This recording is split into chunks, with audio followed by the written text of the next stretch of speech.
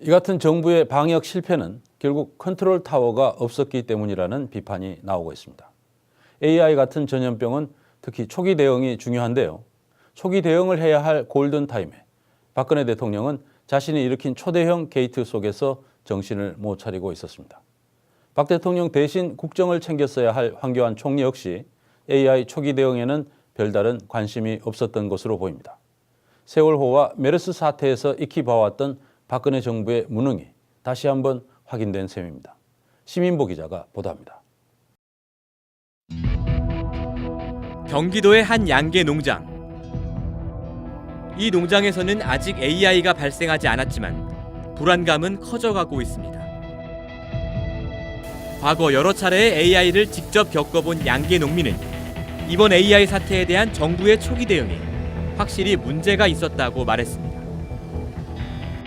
예년에 비해서 처음 우리나라가 2013년도인가 14년도인가 처음 발생됐을 때는 초동 대응을 잘했어요. 그때는 뭐 신속하게 내몰하고 또 요번에는 누구 하나 신경 쓰는 사람이 없었던 것 같아요. 그냥 어떤 지자체에다 다 떠넘기고 지자체에서 어떤 인력이나 이런 것들을 충원할 수 있는 어떤 이런 여력이 없는데도 불구하고 중앙정부에서 너무 안이하게 대처하지 않았나 이제 그런 생각이 들어요.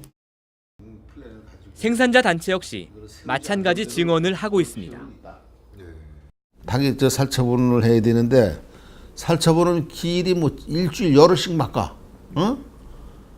그럼 그 닭이 버티는 거지 새가 버티는 거야? 생각을 해보세요. 컨트롤 타워 부재 많죠. 컨트롤 타워 부재 많습니다. AI와 같은 전염병은 초기 대응이 결정적인데 중앙정부의 컨트롤 타워가 제대로 작동하지 않으면서 방역이 늦어졌다는 겁니다.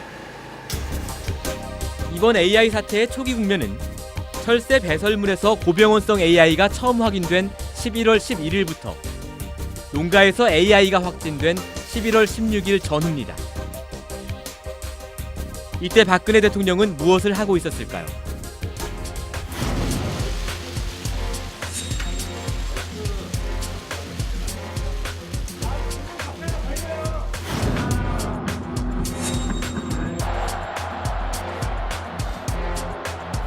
지금까지 제기된 의혹에 대한 변호인의 입장을 말씀드리겠습니다.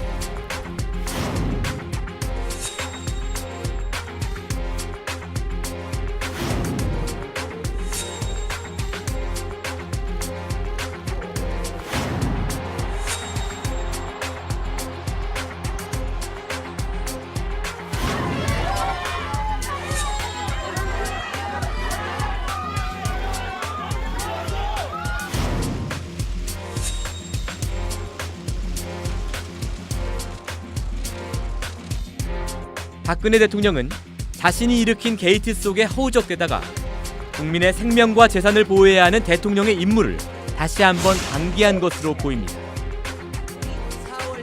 세월호와 메르스에 이어 이번 AI 사태에 이르기까지 최순실 일가는 꼼꼼히 챙겼던 박근혜 대통령이 국가적인 재난 앞에서 얼마나 무능했는지 다시 한번 확인된 셈입니다. 그렇다면 황교안 총리는 이때 무엇을 했을까요?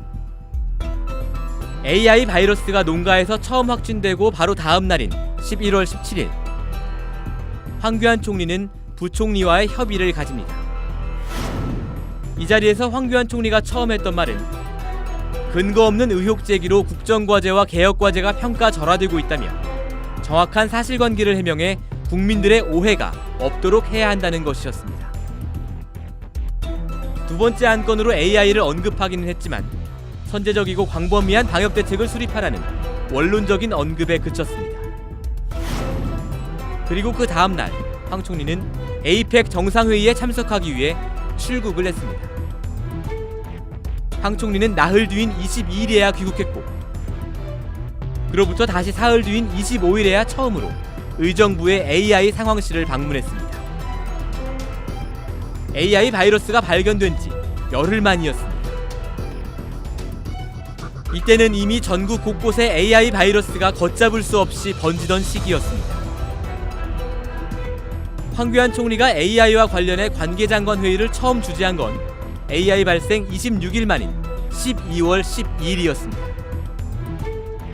지난 2014년 AI가 발생했을 당시 정홍원 총리가 이틀 만에 관계장관 회의를 연 것과 확연히 비교되는 대목입니다. 주무부처인 농림축산식품부의 김재수 장관은 어땠을까요? 12월 7일 국회에 출석한 김 장관은 이번 AI의 전파 속도가 그렇게 빠르지 않다고 발언했습니다. 이때는 이미 전국 7개 시도의 농가 28곳에서 AI가 발생했을 때입니다. 이번 그 AI가 발생한 이후로 이제 확산 속도가 그 전에 좀 이 AI가 크게 발생했던 2014년 겨울 또 15년 가을 이럴 때 비하면 확산 속도가 어떤 편입니까? 감염 농가 간에 수평적으로 감염되는 그 경로를 봤을 때는 그렇게는 많지는 않은 거 아니냐는 이런 실무적인 판단을 합니다. 왜냐하면 이것이 경로가 철새 이동 경로고 이렇게 보고 드린 대로 농장 간의 전파가 의심되는 것은 충북 음성하고 경기도 이천 이 두 군데밖에 없습니다. 나머지는 철새 경로에 있어서 아마 지난번에 과거보다는 좀 적지 않나 이런 실무적인 판단을 합니다. 그래서 지금 그렇게 장관님 말씀처럼 좀 쉽게 혹은 안이하게 생각하거나 그렇게 대처할 문제는 전혀 아닌 것 같습니다. AI가 확산되느냐 마느냐 기로에 놓인 상황에서 김재수 장관을 포함한 농림축산식품부 관계자들이 어떤 인식을 갖고 있었는지를 잘 보여주는 발언입니다.